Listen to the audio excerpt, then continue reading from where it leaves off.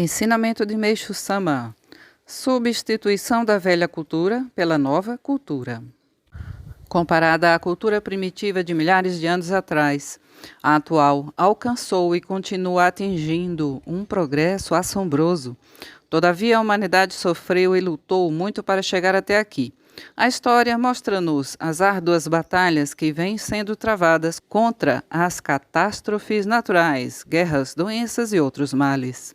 É desnecessário dizer que, por trás do objetivo de atingir o progresso, havia o desejo da humanidade de alcançar um mundo de eterna paz, em que todos possam viver felizes.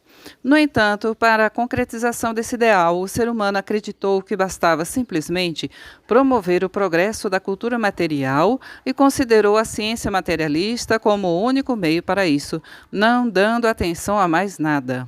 Sempre que havia novas descobertas ou invenções, a humanidade as aplaudia, julgando-as maravilhosas, crente de que, por meio delas, seu bem-estar aumentaria e, passo a passo, aquele ideal estaria mais próximo.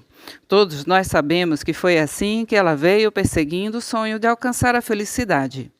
Dessa forma, com o progresso da ciência, chegou-se à descoberta da desintegração nuclear.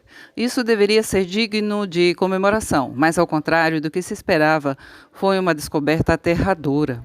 Aspectos positivos e negativos da energia atômica. O caminho que percorríamos, acreditando que nos conduziria ao paraíso, na verdade, para surpresa de todos, era o caminho para o inferno. Criou-se um artefato que, num instante, pode ceifar a vida de centenas de milhares de pessoas. Talvez a história ainda não tenha registrado nenhum acontecimento tão contrário à expectativa dos seres humanos. Uma vez que a humanidade, ou mais especificamente os povos civilizados, criaram a terrível bomba atômica, surgiu então o grande problema que precisamos fugir a todo custo da ameaça que paira sobre nós. É realmente paradoxal. Contudo, pensando bem, trata-se de uma criação que em si mesma nada tem de temível. Pelo contrário, é uma maravilha que vem contribuir para a felicidade do ser humano. Ela é apavorante porque pode ser empregada como instrumento de guerra, mas se for utilizada para a paz, será realmente uma grande descoberta para a humanidade. Seu emprego na guerra está baseada no mal, ao passo que sua utilização para a paz está fundamentada no bem. Logo, tal invenção pode tornar-se tanto um instrumento benéfico como maléfico. Nesse sentido, se a pessoa que o manipula estiver do lado do bem, não haverá nenhum problema. Evidentemente, o caso não é tão simples assim. Em termos concretos, é preciso transformar o mal em bem. Torna-se desnecessário dizer que esta é a nobre missão da religião. O fim do mundo e o reino dos céus. Até agora, de certa forma, a religião, a moral, a educação e a lei vieram conseguindo alguns bons resultados no cumprimento de suas funções. No entanto, ainda hoje, ao contrário do que era esperado, o bem está sendo oprimido pelo mal. A preocupação existente de que o material atômico venha a ser utilizado de forma maléfica é uma prova de que estamos dizendo. Ao mesmo tempo, precisamos aprofundar outro aspecto da questão. Se o ato diabólico e destruidor representado pela utilização da bomba atômica for permitido, obviamente advirá o fim da humanidade. Sendo assim, será que o Senhor da criação, após criar tudo o que existe e fazer progredir a cultura até o nível atual, permitiria passivamente que tal catástrofe ocorresse? Interpretando desse modo, que mais poderia ser isso senão o fim do mundo profetizado por Jesus Cristo?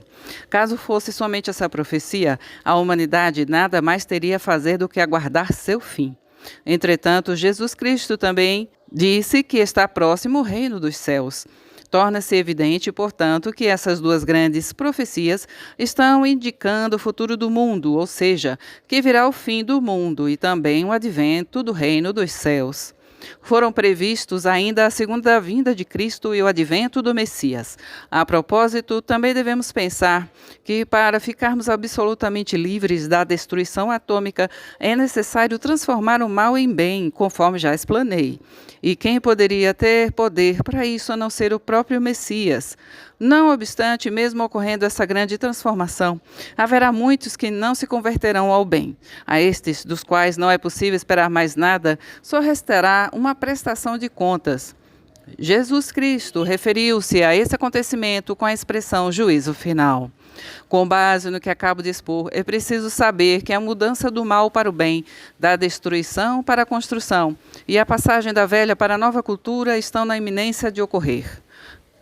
Plano para a nova cultura. O plano para a nova cultura já está devidamente preparado, mas não foi elaborado nem pela inteligência nem pela força humana. Deus o veio preparando continuamente há dezenas de milhares de anos, e não se trata apenas da parte espiritual. Consigo ver isso claramente também a partir dos fenômenos materiais. Por esse motivo, posso afirmar sem vacilar que não há, em absoluto, nenhuma parcela de erro no que estou dizendo. Em 6 de setembro de 1950, extraído do livro Alicerce do Paraíso, volume 1.